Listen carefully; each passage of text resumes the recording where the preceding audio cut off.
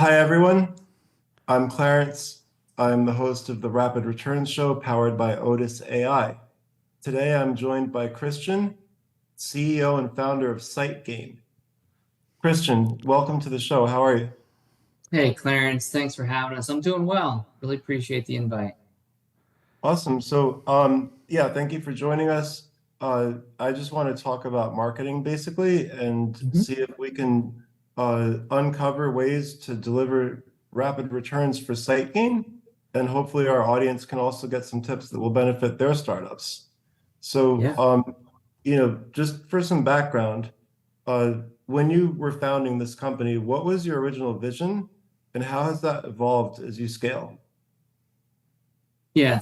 So we saw just some opportunity. We're in the cybersecurity business, and in that market, there's a lot of work that needs to be done. So we saw some opportunities to help our customers really understand technically for security what's working and what's not, help them really see what's missing, right? So that's ergo the SiteGain name, and then started to evolve that into different use cases that they can understand and digest. Great. And who are they?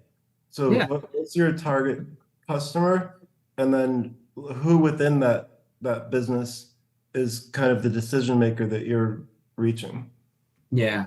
And I think what you'll hear kind of, I'll come back to again and again, is this idea of marketing and product and sales coming together. But for our current iteration, and we're continuing to refine this and work on it, it is the CISO and Chief Information Security Officer, the Chief Information Officer, the CIO, and the other cybersecurity executives that exist in an organization.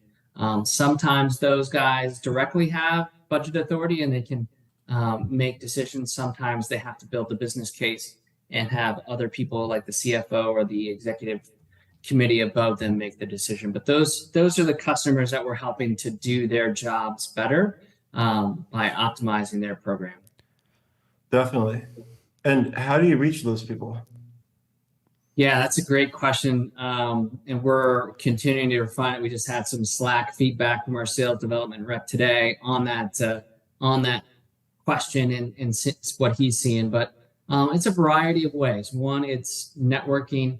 Two, it's referrals, right? Like the thing that works best is to make a customer happy that talks to other customers so that they can say, hey, this innovation is actually bringing value to my organization, and then others can believe that, right? Because they're kind of pretty cynical about marketing, pretty cynical about what they're reading in copy and all that kind of stuff. So really, kind of a tough nut to crack in terms of traditional marketing that a consumer would potentially respond to. These guys will react differently.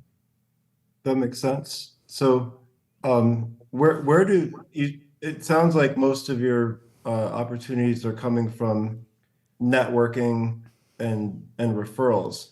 How do you scale that, and how do you measure where your time or money uh, invested in scaling that is delivering a return? Yeah, and I think it comes back to keeping track, right? You can't afford to do everything as a startup. You have to figure out quickly what's working, what's not in terms of customers, referrals, events, right? So there's different categories of marketing spend. Events is just one of them, but even within events, there's thousands that you can go to. So which one do you go to? What do you say? How do you approach it? All those kind of things have to be figured out. So we're going where our customers are and where we can have rich dialogue and interaction with them and more. At conferences, the benefit of that is you can have them be more interactive and face-to-face and actually ask questions that they might not do in a more professional or more formal setting. So that's been helpful. But also then it doesn't say other ways of marketing don't work. It's just what works best, and you want to keep track of that and optimize it so that the top of funnel is really driving the bottom of the funnel, and that it's all working together with the best use of money that you can.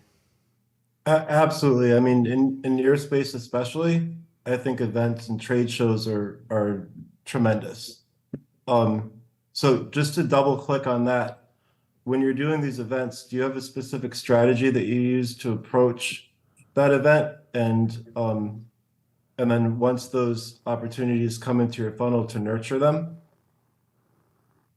Yeah, and we'll come up with a customized sort of approach for each event based on what it is. Like if it's a partner hosted event, it's going to be focused on that partner and how we add value to their ecosystem. If it's a risk event, we're going to be front and center with our risk offerings. If it's one of the larger offerings or military offerings, we're going to focus on our different use cases. So we'll bring the right mix of people as well as identify ahead of time the folks that we want to talk to, try to get a jump on the meetings that we'll have during the conference, and then maximize the face time with those prospects as well as new prospects that we might not have known of. Nice. And what about after the event? Because I'm assuming you have a long sales cycle, right? Because there's multiple decision makers, it's an organization that has to, sometimes go through a vendor approval process. How are you nurturing those engaged potential clients during that sales cycle? Yeah, and that's something that we're getting better at in terms of newsletters that give them value as they're coming through, follow-up meetings to really explore how do we build something for them, how do we get their needs met and their pain answered, and then really making sure that we're just meeting them where they are in their process as well as their schedule, and then following up from there. So I think the newsletter is really important, the content, and then really interaction to say, hey, you asked about this, here's this write up or white paper or solution that we've already put together for another customer. Here's some free value that we can provide to them as they're going through that process. Beautiful. First of all, I think that you're going about it exactly the right way, for your kind of industry, which I'm also very familiar with.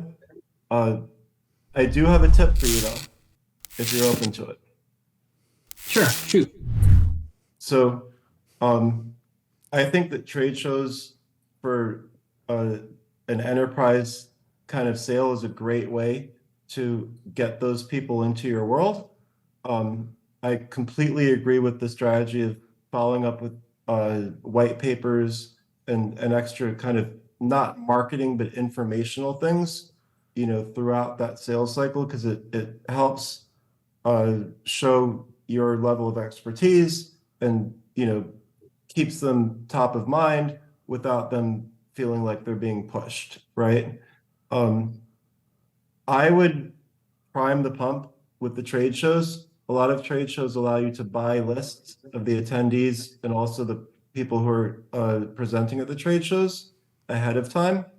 You can funnel those lead lists into a solution like Otis that would precisely target just those people at those shows so that they've had some brand familiarity before you have that encounter with them. So it's kind of like, oh yeah, I saw you. Yes, I was Mhm. interested in this, right? And then again, based on people who enter your CRM, if it was a lead or even people who maybe you didn't encounter at the trade show, but they were there, they'll continue to treat them as somebody in your funnel. And, for maybe another 6 months, hit them with some case studies, some white papers, maybe a little bit of marketing things with call to action. But I think that's a very cost-effective way to extract maximum value from the trade show investments that you're already making. Mhm. Okay, that's a good tip. Yeah, we can definitely check that out and see if there's a difference between doing a trade show with an approach like that versus without, and then see if there's good return on that. I like how you think. We're very big on data-driven decisions and experiments, so I will take you up on that.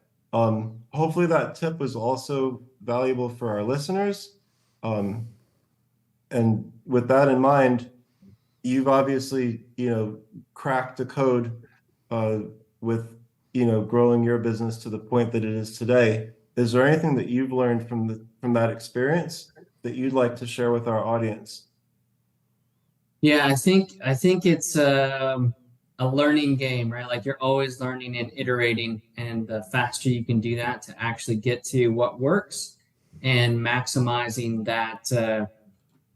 that return and that funnel. That's the name of the game, and it's not there's not a prescription to it to say, hey, events or LinkedIn ads or whatever is going to work ahead of time. It may or may not, depending on your organization and that opportunity. But really just focus on that and provide value to your customers and then grow from there. That is great advice. Thank you so much for joining us today. For those of you out there, I hope that you found some of this information helpful. If you want to try Otis and practice any of these suggestions, we do have a $250 ad credit in the link below.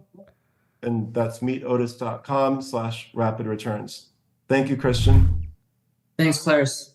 Appreciate it.